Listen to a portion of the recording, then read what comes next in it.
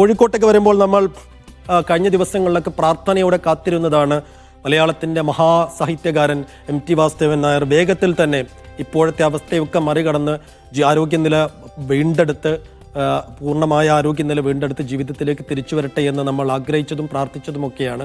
എന്തായാലും പ്രതീക്ഷാ നിർഭരമായ വാർത്തകളാണ് കഴിഞ്ഞ ദിവസങ്ങളൊക്കെ കോഴിക്കോട്ടെ സ്വകാര്യ ആശുപത്രിയിൽ നിന്ന് വന്നത്. മരുന്നുകളോട് അദ്ദേഹം പ്രതികരിക്കുന്നുണ്ടെന്ന് മനസ്സിലാക്കുന്നു. സലാം മുഹമ്മദ് അവിടെ നിന്നും ചേരുന്നുണ്ട്. സലാം, ഇന്നലെ ഏറ്റവും ഒടുവിലായി പുറത്തു വന്ന മെഡിക്കൽ ബുള്ളറ്റിനിൽ MTയുടെ ആരോഗ്യനില സംബന്ധിച്ച് എന്തൊക്കെ വിവരങ്ങളാണ് ഉള്ളത്?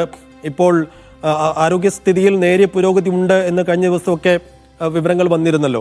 അപ്പോൾ ഇന്ന് 11:15 ഒരു മെഡിക്കൽ ബുള്ളറ്റിൻ വരുമ്പോൾ നമുക്ക് കുറെ കൂടി പ്രതീക്ഷിക്കാൻ വകയുണ്ടാകുമോ? കോഴിക്കോട്ടും വടക്കൻ കേരളത്തിലും മറ്റെന്തൊക്കെ പ്രധാനപ്പെട്ട വാർത്തകളിൽ ഇന്ന് പ്രതീക്ഷിക്കുന്ന ദിവസമാണ് സലാം?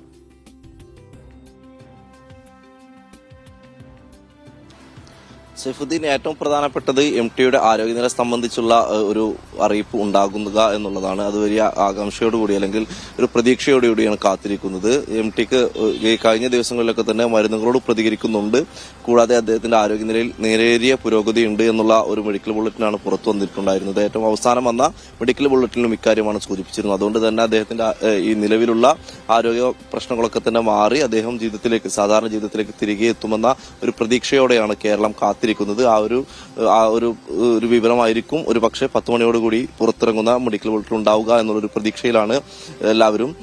ഏതായാലും അദ്ദേഹം ഇപ്പോഴും കോഴിക്കോട്ടെ സ്വകാര്യ ആശുപത്രിയിൽ ചികിത്സയിൽ തുടരുകയാണ്. അല്പം നേരത്തെ സൂചിപ്പിച്ചതുപോലെ നേരിയൊരു പുരോഗതി, അദ്ദേഹം മരുന്നുകളോട് പ്രതികരിക്കുന്നുണ്ട് എന്ന കാര്യമാണ് ഡോക്ടർമാർ പറഞ്ഞു വെക്കുന്നത്.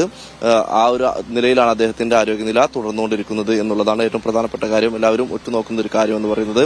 മറ്റൊന്ന്, ഈ കോഴിക്കോട്ടെ ചില പരിപാടികളാണ്. ഒന്ന് K കരുണാകരൻ അനുസ്മരണ ദിനത്തോടനുബന്ധിച്ച് കോഴിക്കോട്ടെ ജില്ലാ കോൺഗ്രസ് കമ്മിറ്റി നടത്തുന്ന ഒരു പരിപാടിയുണ്ട്. അതിൽ MK രാഘവൻ MP ആണ് അതിൽ പങ്കെടുക്കുന്നത്. ഒരു പക്ഷേ മാടായി കോളേജുമായി ബന്ധപ്പെട്ട കോളേജിലെ നിയമനവുമായി ബന്ധപ്പെട്ട വിവാദങ്ങളിലൊക്കെ തന്നെ അദ്ദേഹത്തിന്റെ പ്രതികരണം ഏതെങ്കിലും തരത്തിൽ കോൺഗ്രസിനകത്ത് അദ്ദേഹത്തിനെതിരെ ഉണ്ടാകുന്ന ചില പ്രശ്നങ്ങളിലൊക്കെ തന്നെ അദ്ദേഹത്തിന്റെ പ്രതികരണം ഉണ്ടാകാനുള്ള സാധ്യതയുണ്ട്. മറ്റൊന്ന് വിജയരാഘവൻ നടത്തിയ വർഗീയ പരാമർശവുമായി ബന്ധപ്പെട്ടാണ്. അതിൽ കൂടുതൽ നേതാക്കൾ പ്രതികരണം ഉണ്ടാകുമെന്നാണ് പ്രതീക്ഷിക്കുന്നത്. ഇന്നലെ തന്നെ നിരവധി ആളുകൾ BK കുഞ്ഞാലിക്കുട്ടി അടക്കമുള്ള മുസ്ലിം ലീഗ് നേതൃത്വവും കൂടാതെ മറ്റു നേതാക്കളൊക്കെ തന്നെ ഇതിനെതിരെ വലിയ വിമർശനവുമായി രംഗത്ത് വന്നിട്ടുണ്ടായിരുന്നു. ആ ഒരു സാഹചര്യത്തിൽ വടക്കൻ കേരളത്തിൽ നിന്നും കൂടുതൽ നേതാക്കൾ ഇന്ന് ഒരു പക്ഷേ ആ ഒരു വർഗീയ പരാമർശത്തോടും പ്രസ്താവനയോടുമുള്ള പ്രതികരണം ഇന്ന് ഉണ്ടാകാനുള്ള ഒരു സാധ്യതയുണ്ട്. മറ്റൊന്ന്, മലപ്പുറത്ത് നടക്കുന്ന CPM ജില്ലാ സമ്മേളനത്തോടനുബന്ധിച്ച് ഒരു യുവജന സെമിനാർ സംഘടിപ്പിക്കുന്നുണ്ട്. അതിൽ P സരീൻ, V വസീഫ് അടക്കമുള്ള യുവജന നേതാക്കൾ പങ്കെടുക്കുന്നു. ഈ ഒരു തരത്തിലാണ് വടക്കൻ കേരളത്തിൽ നിന്നുള്ള പരിപാടികളും വാർത്തകളും. സൈഫുദ്ദീൻ.